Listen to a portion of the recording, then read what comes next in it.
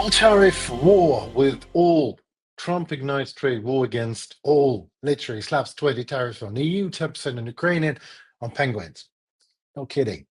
Second topic, US committed to NATO membership, but allies must increase defense spending. Rubio says about that. So, good afternoon. My name is, as usual, Henry Keen, and we are UATV English, an English-speaking Ukrainian state media. Exactly, in constant persuasion to deliver our truth in easy terms for the whole free world, directly from Ukraine. So let's get started. President Donald Trump on April 2nd announced a 10% baseline tariff on all imports into the country, along with higher rates for dozens of countries that maintain trade surpluses with the United States. Trump claimed the measure would ultimately strengthen the United States economy and lower prices for consumers, adding that it will serve as a hard reset for American industry. Speaking at the Make America Wealthy Again event in the Rose Garden, Trump said the United States had been exploited for decades by both allies and adversaries, describing the nation as having been, I quote, looted, pillaged, raped, and plundered, end of quote. Well, Cambodia faces the highest tariffs. It's 49%, followed by Vietnam at 46%. The European Union is set to receive 20% tariff slam, while goods from China will be hit with an additional 34% and will now face in total 54% tariff. Ukraine is also included on the list, subject to a 10% tariff. Russia and Belarus are not included on the list, according to the charts from the White House. And they're also kind of friends, you know. But what does it all mean for Ukraine, really? Ukraine's exports to the United States in 2024 amounted to $874 million, including $363 million in cast iron, $112 million in pipes, and the same year, Ukraine imports $3.4 billion worth of US goods. Ukrainian producers sell over 600 different categories of goods to the United States. On that absence of tariffs for Russia and Belarus, likely it's because since 2022, trade and economic relations between the United States and Russia and Belarus have been governed by sanctions, indeed, and special restrictions. As a result, tariff policy is no longer reciprocal, but driven by sanctions. From across the Atlantic, Polish Prime Minister Donald Tusk commented on the tariffs decision, writing, "Friendship means partnership. Partnership means really and truly reciprocal tariffs. Adequate decisions are needed." And he included the US flag emojis. While Italian Prime Minister Giorgia Meloni, who is considered an ally of Donald Trump, said on April 2nd that the tariffs introduced by his administrations were wrong and would not serve the interest of the United States. We will do everything we can to work towards an agreement with the United States, with the aim of avoiding a trade war that would inevitably weaken the West in favor of other global players. Italian Prime Minister Giorgia Meloni. I wonder who those players could be. And I wonder how come that whatever Donald Trump is doing these days actually very much benefits those players. And I also wonder those who put words into Trump's mouth, like, "You wait and you'll see," is a great plan he has, and Trump is going to put pressure on Russia and will help Ukraine, and he will make America great again. How long do we have to wait to see that, I wonder? As for now, what some see is the perfect KGB operation at major success. It's the ultimate Soviet revenge for Reagan's dismantling of the USSR, with famous American checks and balances being unchecked and unbalanced by the hands of the American president himself. And as some say, bravo, Vlad, but some still believe a plan exists somewhere in Trump's head, and that plan is to force the European economy to the only way out of very probable stagnation after tariffs slam in full force. It's to invest like crazy in European military production. Then both Ukraine and Europe are in win-win situation indeed. Oh, that genius Trump, right? Yeah. All right, but Trump slams with tariffs on penguins. Yes, he did. Heard Islands and McDonald Islands, which form an external territory of Australia, are among the remotest places on Earth, accessible only via a 2-week boat voyage from Perth on Australia's west coast. They are completely uninhabited, with the last visit from people believed to be nearly about 10 years ago. Now, this group of barren, uninhabited volcanic islands near Antarctica, covered in glaciers and home to penguins, have been swept up in Donald Trump's trade war as the US president hit them with a 10% tariff on goods. Goods from penguins. Like, what exactly? Cuteness? Isn't that just pure ignorance there coming from White House these days, rather than any kind of a plan in any shape whatsoever? But there are people who just keep on with their conspiracy theories and just hint that Trump knows something we don't.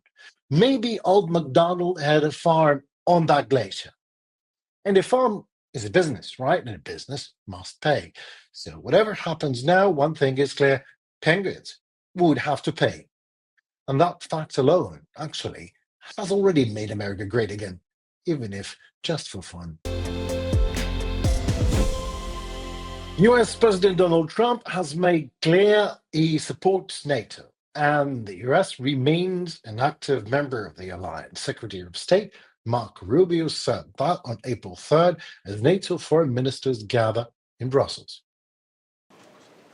As we speak right now, the United States is as active in NATO as it has ever been, Rubio said at a press briefing alongside NATO Secretary General Mark Rutte. Trump has been a long-time critic of the US as NATO partners and actually said he would not defend those that fail to meet defense spending targets, directly challenging the alliance's actual principle of collective defense. The US president has accused European countries of failing to contribute their fair share to the alliance's defense needs, and his administration has signaled that its strategic focus is shifting from Europe to the Indo-Pacific region. The new administration has also repeatedly pushed for the annexation of Greenland from Denmark, a fellow NATO member. Some of this hysteria and hyperbole that I see in the global media and some domestic media in the United States about NATO is unwarranted, Rubio said. Republican lawmakers Mike Lee and Thomas Massey, representing a hardline wing of the party, as well as Trump's close ally Elon Musk, have publicly advocated for the United States to leave the alliance. But the president has made it clear he supports NATO. We remain in NATO, Rubio continued, while stressing the need for each member to commit more resources and achieve the goal of 5% of GDP in defense spending. NATO members have significantly increased their defense spending since Russia launched its full-scale war against Ukraine in 2022, with countries like Poland and the Baltic nations aiming to reach the 5% target in the coming years already.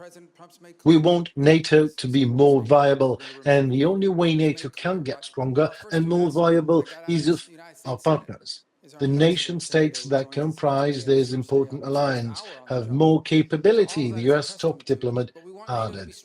Rubio named Russia's all-out war against Ukraine as a reminder that hard power is still necessary as a deterrent.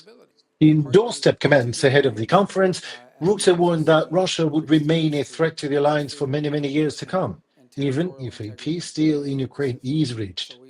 The Trump administration has sought to broker a swift peace deal between Kyiv and Moscow, though the White House reportedly grows increasingly frustrated with the stalled progress and positions of both parties.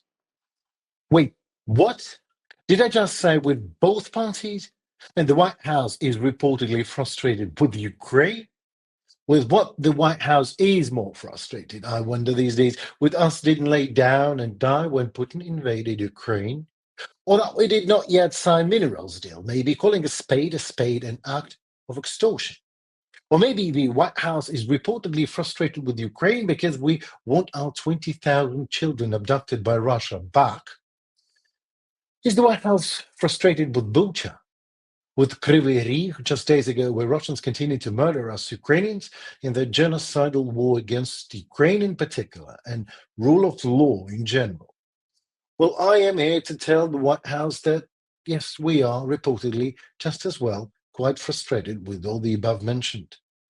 With this war, with the White House's ignorance and its arrogant intolerance to any sign of a critical thought, we are reportedly quite frustrated with this American administration that cannot administer its own top secret war plans to each other, otherwise but using a public messenger, while one of the group's high-profile participants of the group is literally reading those messages while being in Moscow.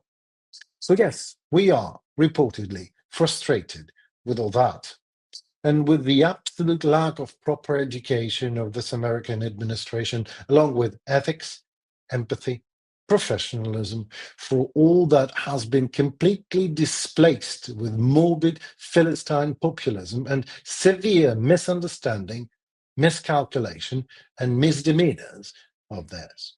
But that's all just reportedly. So thank you so very much for staying in NATO, dear White House, for now, at least. Well, that's it for tonight. My name is Henry Keane, and we are UATV English, an English-speaking Ukrainian state media. In a constant persuasion, believe it or not, to deliver hard truth in easy terms for the whole free world, directly from Ukraine. In return, we ask just a bit. Please like, please share, and please comment. Your voice matters, as it in turn helps Ukrainian voice to grow globally. For now, stay safe and see you very soon. Goodbye.